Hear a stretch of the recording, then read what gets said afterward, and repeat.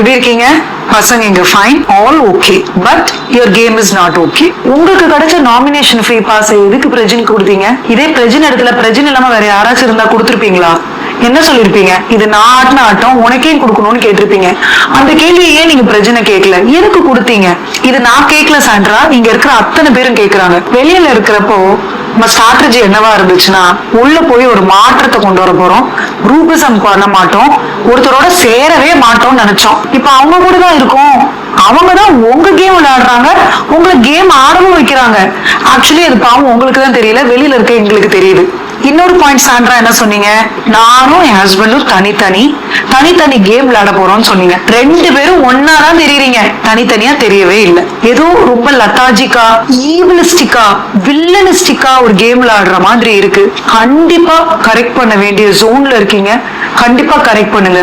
பிரஜின் தெரியவே இல்லை, பிரஜினோட ஆட்டத்தை நீங்க ஆடுறீங்க, அதனால அவரோட ஆட்டத்தை அவர் ஆட விடுங்க, உங்க ஆட்டத்தை நீங்க ஆடுங்க. ஃப்ரெஷ்ஷா இன்னைக்குதான் உள்ள போயிருக்கேன்னு நினைச்சிட்டு விளையாட ஆரம்பிங்க. கண்டிப்பா நான் உங்களை நம்புறேன், நீங்க ஜெயிப்பீங்கன்னு. Please win it.